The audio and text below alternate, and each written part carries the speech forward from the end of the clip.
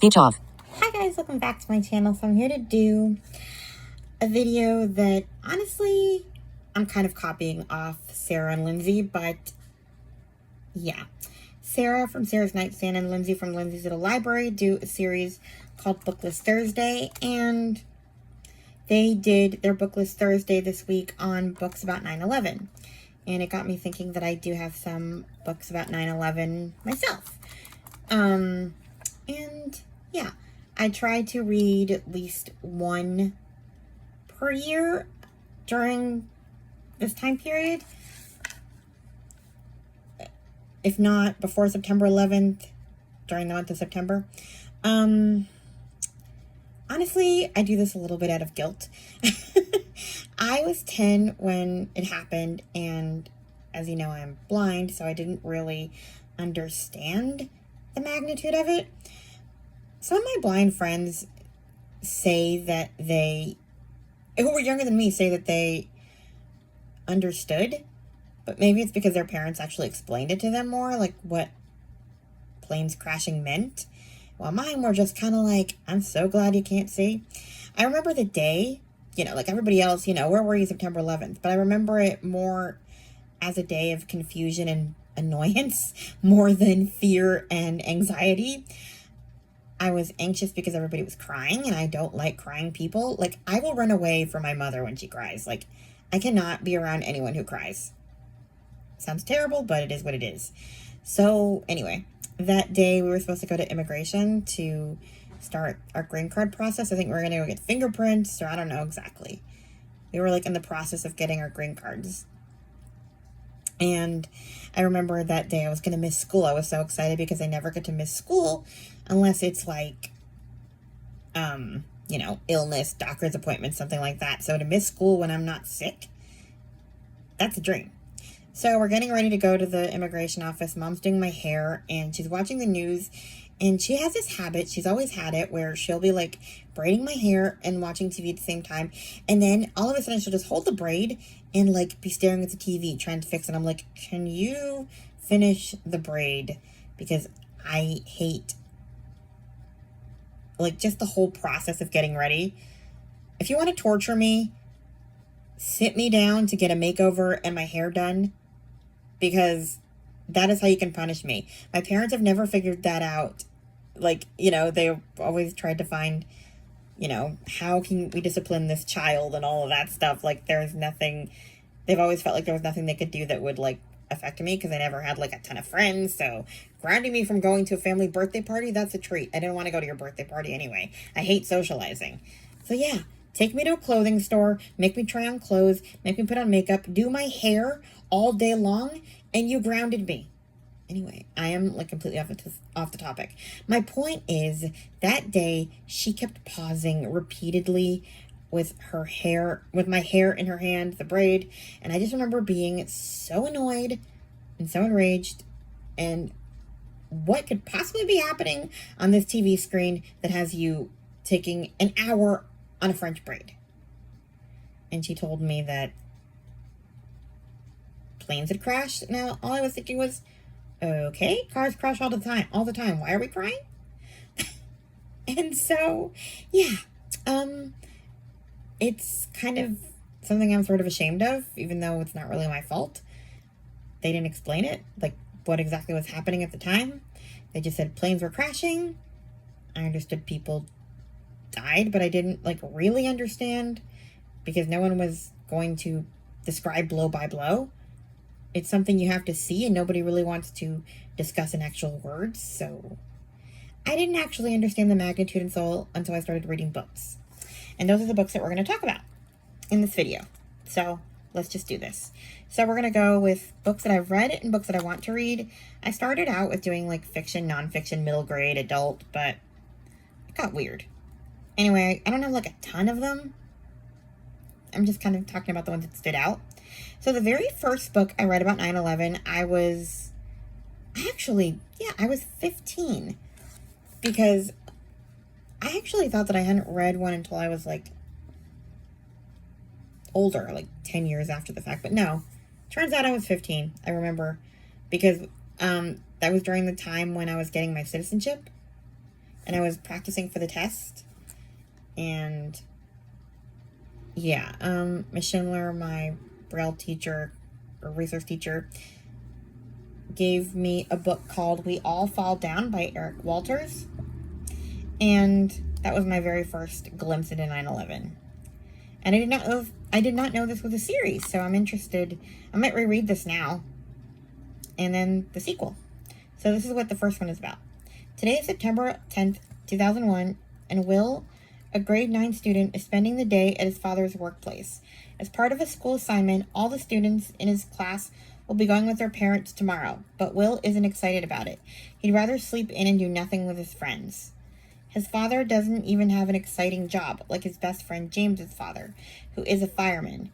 Will's dad works for an international trading company and has to wake up early every morning to commute to his office on the 85th floor in the South Building of the World Trade Center in Manhattan.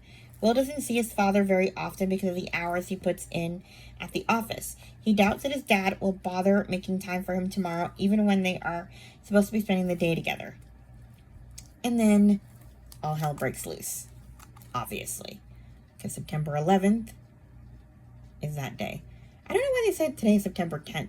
He goes on September 11th. Anyway, next one is Towers Falling by Jewel Parker Rhodes. I heard about this one from Amanda from On the Middle Shelf. I'm pretty sure she got it in a Christmas book exchange thing. And I was so interested that I read it. I'm not sure if she ever read it. When her 5th grade teacher hints that a series of lessons about home and community will culminate with one big answer about 2 tall towers once visible outside their classroom window, Deja? I can't remember because it's been a while. Deja can help but feel confused. She sets off on a journey of discovery with new friends Ben and Sabine by her side. But just as she gets closer to answering big questions about who she is, what America means, and how communities can grow and heal, she uncovers new questions too. Like, why does Pop get so angry when she brings up anything about the towers? So, yeah, it really talks about the trauma of the Twin Towers. And how kids didn't actually know about it because parents didn't want to talk about it. So that was interesting. I read that one a few years ago. Now we're going to talk about some adult books. We have Remember by Karen Kingsbury. It's the second book in the Redemption series, which is part of a huge, like, Baxter series. There's, like, little series inside the big Baxter series. I did a whole video explaining the order a couple of years ago. Maybe, I can't remember if it was last year or the year before, but yeah, Remember literally has, like, people digging bodies out at Ground Zero, and how it impacted people. It kind of goes into the next couple books too, you know, because stuff happened around Ground Zero for the characters. But yeah, that's the second book in that series, so you have to read Redemption first, or you'll be confused, but that one is about that. Then we have In This Moment by Gabrielle Meyer. I just read this one for the second time. One of the timelines takes place in 2001. You know, it's the time crossing series where someone lives like 3 different timelines or 2 different timelines. Wakes up the next day in a different one. You know, all my Christian fiction subscribers have read these.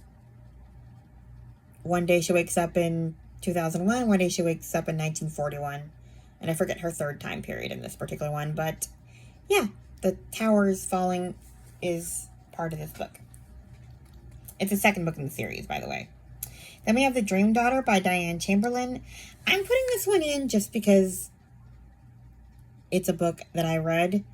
I did not like it very much, but I am an outlier. I'm a very unpopular opinion. There is a twist that happens because of 9/11 that I was enraged by. And I was so enraged because I was really enjoying this book. But nobody else agrees with me, which, fair enough. I just like my time period, my time travel books to be fair, and this sucked. And I was so mad. It's the only Diane Chamberlain book I don't like, but I can't spoil what that is. I talked about it in another video where I talk about time travel books. What the spoiler is if you actually want to know. But yeah, this is a very popular book. It's about a woman who's pregnant and her baby has a heart defect. And then like her brother-in-law basically tells her that he's from the future and she could essentially go to the future and get her baby's heart fixed. And that was a fascinating premise for me, except for that twist in the middle. I actually threw the phone across the room in a rage. Yes, there are very few times when books do this to me. And then I went all the way to the end to see if they fixed this error. In my personal opinion, they did not. So I didn't finish it. Exactly. But towers are included in this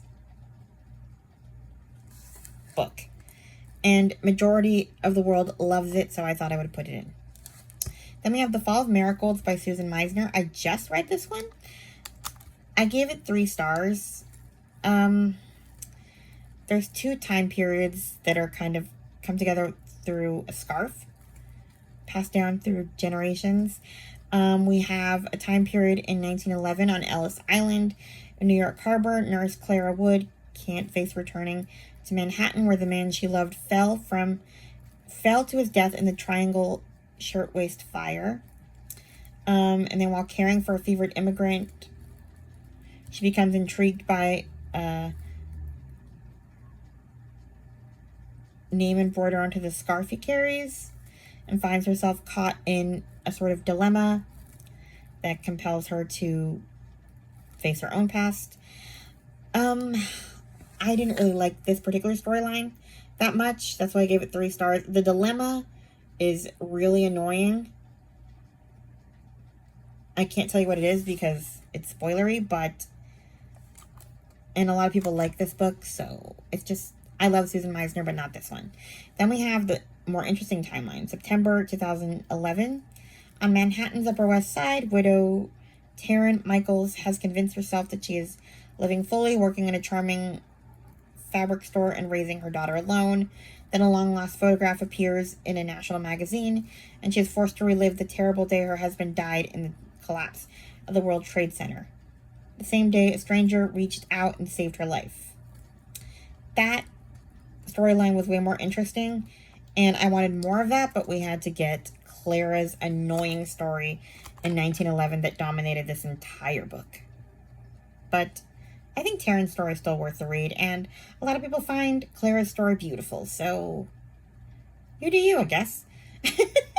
Then we have a couple of nonfiction. We have The Only Plane in the Sky, An Oral History of 9/11 by Garrett M. Graff. I suggest you listen to this and read it at the same time, because there's some things that are not in the book, in the audiobook, and then some things that are, like, I just confuse myself.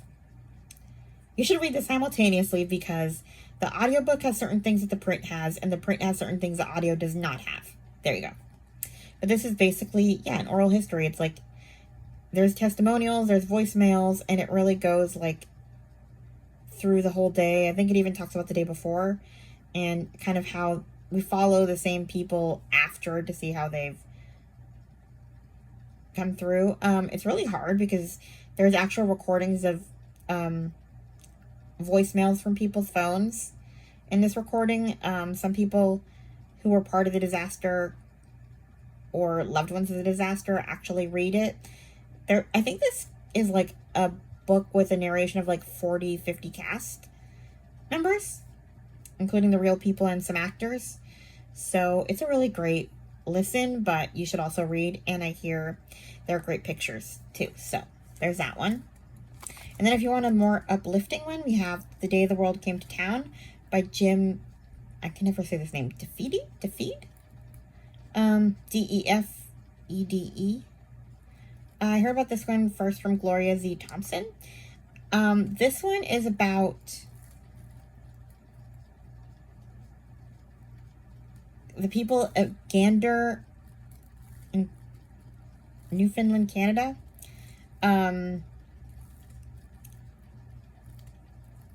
This is like a small little town.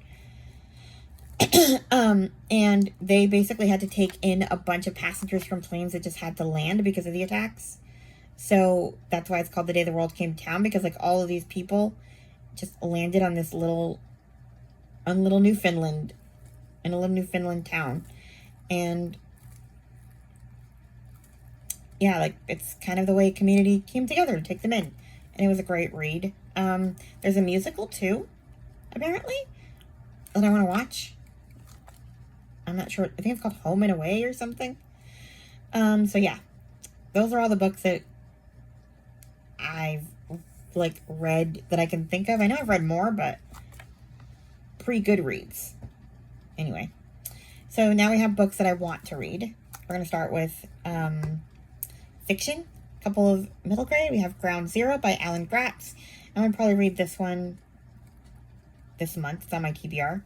It's September 11th, 2001.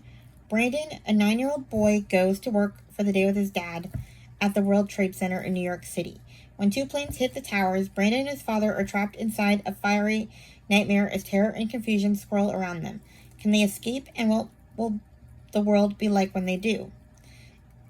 In present-day Afghanistan, Rashmina is an 11-year-old girl who is used to growing up in the shadow of war, but she has dreams of peace and unity. When she ends up harboring a wounded young American soldier, she and her entire family are put in mortal danger. But Rashmina also learns something surprising about the roots of this endless war. So it sounds like maybe the soldier is the same kid grown up. Then we have 9/10, a September 11th story by Nora Raleigh Baskin. I just heard about this one from Lindsay. And this is about, Ask Anyone. September 11th, 2001 was serene and lovely, a perfect day, until a plane struck the World Trade Center. But right now, it is a few days earlier, and 4 kids in different parts of the country are going about their lives. Sergio, who lives in Brooklyn, is struggling to come to terms with the absentee father he hates and the grandmother he loves. Will's father is gone too, killed in a car accident that has left the family reeling. Nadira has never before felt uncomfortable about being Muslim, but at her new school, she's getting funny looks because of the headscarf she wears. Amy is starting a new school in a new city and missing her mom, who has to fly to New York on business. These 4 don't know one another, but their lives are about to intersect in ways they never could have imagined. So, yeah. Those are the 2 middle grades I have. Then we have One Tuesday Morning by Karen Kingsbury. I've heard about this one, but I never was drawn to read it. I don't know why. It's a whole series about September 11th. It's a trilogy, I guess. This is the first one. It's about, I guess, a guy who doesn't remember who he is after being injured on September 11th. He's a firefighter. So we'll see. I accidentally read the sequel to, the synopsis for book 2. So I'm a little confused. So, yeah. Then we have some nonfiction. We have Fall and Rise, the story of 9/11 by Mitchell Zuckoff. This one was a recommendation by Sarah, I think. No real explanation there. Then we have The Red Bandana, A Life, A Choice, A Legacy by Tom Rinaldi. Another Sarah recommendation. I guess this one is about a guy who he was basically running back into the building to rescue people. He kept bringing different groups of people out, and his parents didn't actually know, like, they knew that he didn't make it, but they didn't realize, like, what an impact he had until people started talking about the guy who rescued them, who had the red bandana. And the parents recognized the red bandana. So yeah, that should be a tearjerker. Then we have one that I just found out about yesterday. Thunderdog, the true story of a blind man, his guide dog, and the triumph of trust at Ground Zero by Michael Finkson. I saw this one on a Facebook group, actually. And it was a story about originally it was about another guy. The Facebook post was about another guy who, his name was Omar, and he had a guide dog named Salty, who led him down the stairs from the 70-something floor. And in the post's comments, they talked about this other guy, Michael, who wrote a book. And yeah, it's called Thunderdog. So I might actually read that one next month because I need more books for Blindness Awareness Month. There's just not a lot of books about blind people that sound intriguing, but this one does. And then we have 102 Minutes, The Untold Story of the Fight to Survive in the Twin Towers by Jim Dwyer. And yeah, this one looks like it's eyewitness accounts. And I think it was, if I'm not wrong, this one was published in 2006. This one's old, but probably more recent, and probably, you know, the stories are a bit more heartbreaking because they would have been more recent than, like, The Only Plane in the Sky, where there's been some time. I mean, not that that doesn't mean there's less pain, but, you know, it's more fresh 5 years later for the people. So, sadder to hear about. Anyway, that's everything I have for this video. You guys can add your books in the comments below if you know of any others that I might want to try out. I'm always looking for more for next year or, you know, other years. So yeah, please like, comment, and subscribe, and I'll talk to you guys in my next video. Bye. Stop recording video.